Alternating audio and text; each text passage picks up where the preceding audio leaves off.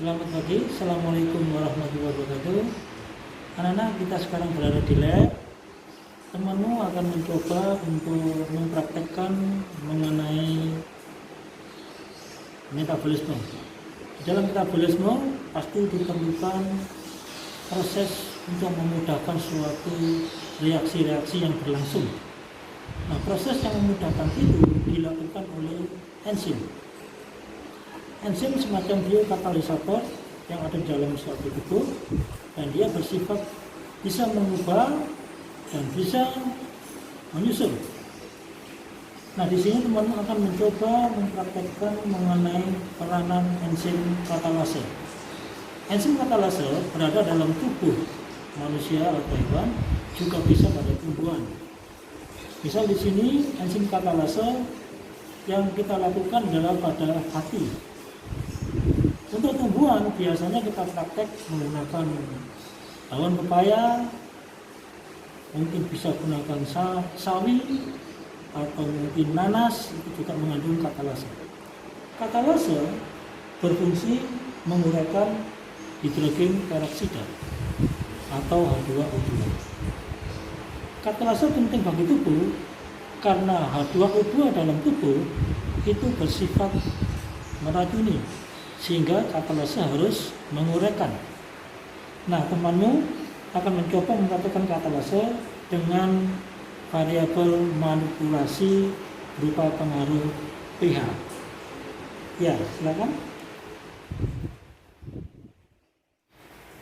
Selamat pagi teman-teman.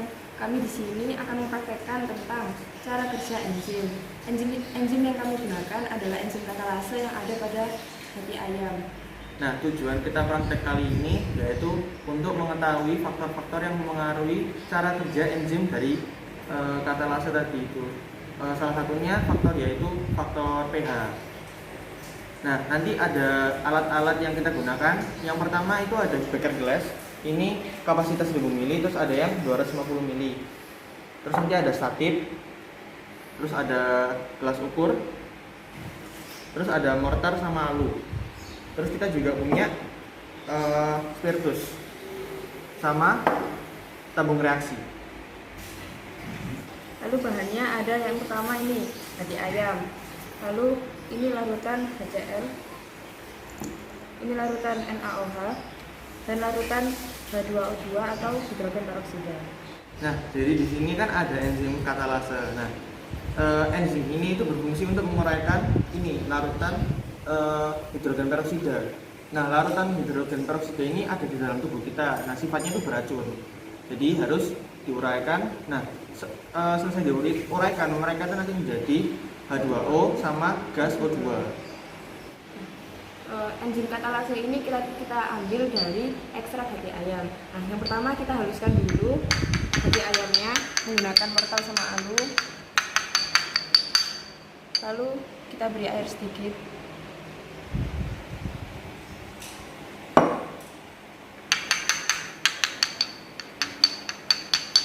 Lalu kita saring untuk mengambil ekstraknya.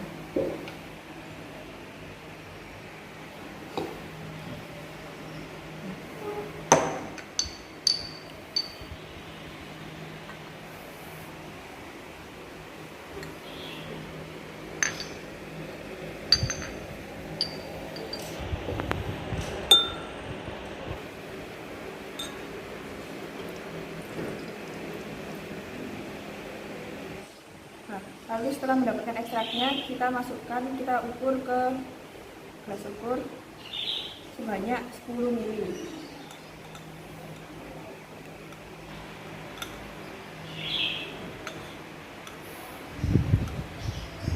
Nah, nanti kalau sudah 10 ml seperti ini, kita bagi 3, kita masukkan ke dalam tabung reaksi seperti ini. Nah, oke, kita akan buat rangkaian. Yang pertama beker gelas yang 1000 ml tadi kita beri air sampai penuh. Terus gelas ukur juga. Nah, seperti ini. Lalu ujungnya kita tutup menggunakan ibu jari. Lalu ujungnya kita masukkan ke dalam beker gelas yang sudah terisi penuh tadi. Nah, seperti ini. Lalu kita letakkan di statip. Nah, lalu kita punya selang di sini. Kita masukkan dari dalam juga. Seperti ini. Nah, kita masukkan sampai kira-kira di tengah. Nah, seperti ini.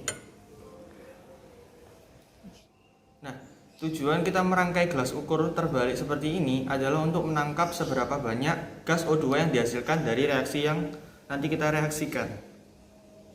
Lalu tadi dari ekstrak hati ayam ini kita beri perlakuan berbeda, yaitu pH-nya. Yang pertama kita beri asam atau HCl. Lalu yang kedua kita beri NaOH atau sebagai basa. Lalu yang ketiga kita tidak beri perlakuan apa-apa. Netral. Lalu kita akan ambil H2O2 atau hidrogen peroksida sebanyak 4 mili. Nah, sebelum direaksikan, kita siapkan dulu stopwatch untuk mengetahui seberapa banyak oksigen yang akan dikeluarkan.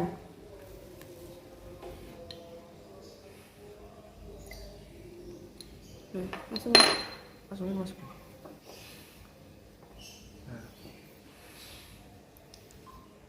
Bisa dilihat airnya menurun. Itu karena menghasilkan O2. Reaksi yang kita baru saja lakukan. Karena itu sudah habis. Nah, Kita akan buktikan bahwa yang dihasilkan ini adalah O2 dengan menggunakan kayu yang dibakar dan kita ambil bara apinya.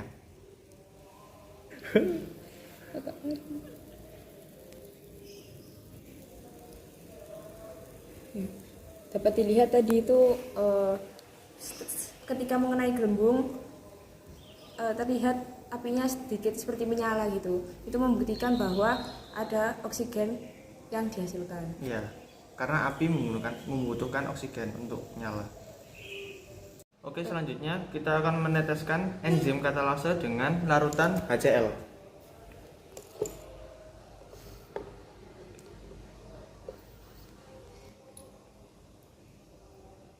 Kurang lebih 5 tetes ya. Lalu di sini kami setelah mengambil H2O2 atau hidrogen peroksida sebanyak 4 mili. Lalu kita gabungkan.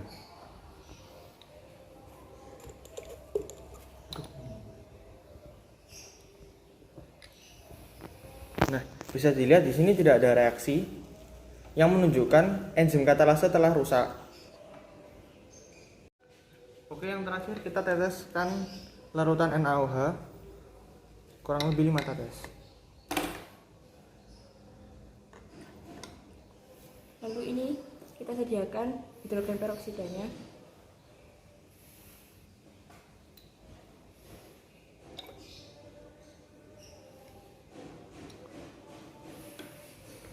Nah, di sini kita bisa lihat reaksinya sama seperti yang sebelumnya kita teteskan dengan larutan HCl. Jadi di sini enzim katalase tidak merombak hidrogen peroksida. Dan bisa kita lihat di sini tidak ada gas O2 yang dihasilkan. Itu yang membuktikan kalau enzim katalasenya tadi dirusak oleh larutan NaOH.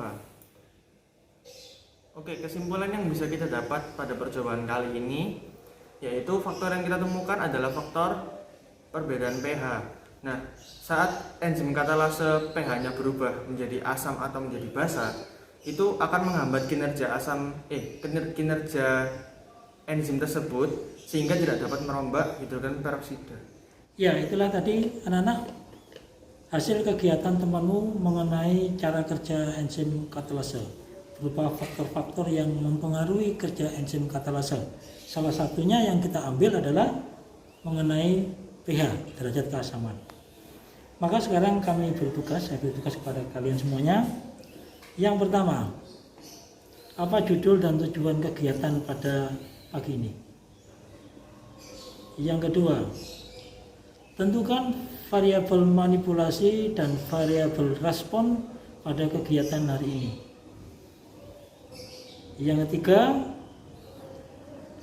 mengapa enzim katalase tidak mampu merombak H2O2 pada saat mendapat asam dan mendapat basa? Baik, nanti kita jawab. Saya akhiri dulu. Wabillahi taufiq wal hidayah. Assalamualaikum warahmatullahi wabarakatuh. Terima kasih.